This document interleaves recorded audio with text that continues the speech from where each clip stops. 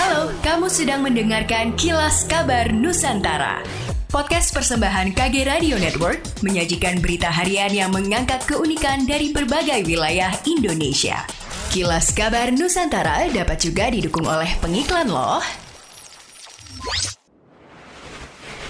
Sobat Medio, kamu penggemar kisah di balik layar investigasi program Aiman Kompas TV? Penasaran dengan kehidupan Aiman Wicaksono di luar televisi? Simak podcast Aiman Wicaksono, eksklusif dan belum pernah disampaikan olehnya di program Aiman Kompas TV.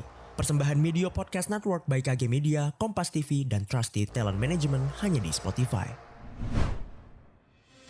Manado akhir-akhir ini menunjukkan tren kriminalitas yang meningkat, di mana begitu banyak terekspos tindakan kriminal di sejumlah lokasi, baik ringan ataupun berat, hingga menyebabkan hilangnya nyawa. Hal tersebut membutuhkan perhatian dan penanganan yang lebih serius dari stakeholder, diantaranya dari pemerintah maupun pihak kepolisian, untuk membantu menjaga keamanan dan ketertiban dalam kota Manado agar terhindar dari sejumlah tindak kriminal. Pihak Brimopolda Sulut turut menggelar patroli di sejumlah daerah yang dianggap rawan dari aksi tindak pidana kriminal. Lakar Kabak Ops Sat Brimopolda Sulut AKP Jayeng Agni mengatakan patroli tersebut dilakukan untuk menanggapi banyaknya laporan dari masyarakat soal aksi kriminalitas di kota ini. Brimob Sulut melakukan patroli sebagai bentuk bantuan terhadap pihak kepolisian, dalam hal ini Polresta Manado, dan jika menemukan aksi tindak pidana kriminal, pihaknya akan menyerahkan penanganannya kepada pihak Polresta Manado.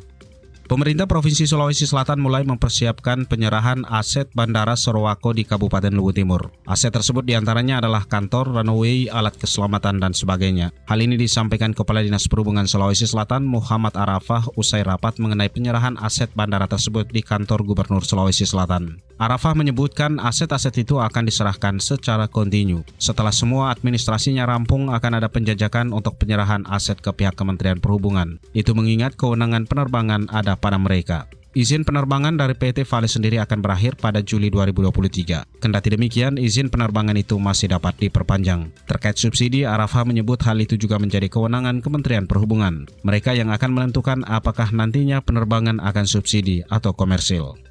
Sebanyak 22 provinsi termasuk Kalimantan Barat sudah mengambil inisiatif untuk memberikan masukan ke pemerintah pusat terkait formula dana bagi hasil atau DBH sumber daya alam sawit. Usulan disampaikan karena saat ini Kementerian Keuangan Kemenku sedang menyusun formula DBH sumber daya alam sawit yang merupakan aturan turunan Undang-Undang Nomor 1 Tahun 2022 tentang hubungan keuangan antara pemerintah pusat dan pemerintah daerah. Sekretaris Daerah Provinsi Kalbar Harrison mengatakan dalam hal ini Gubernur Kalimantan Barat sudah berkirim surat ke Menteri Keuangan agar 50% dari seluruh penerimaan negara dari sawit dikembalikan ke provinsi penghasil, lalu dari provinsi diturunkan lagi ke kabupaten-kabupaten penghasil sawit. Demikianlah Kilas Kabar Nusantara pagi ini.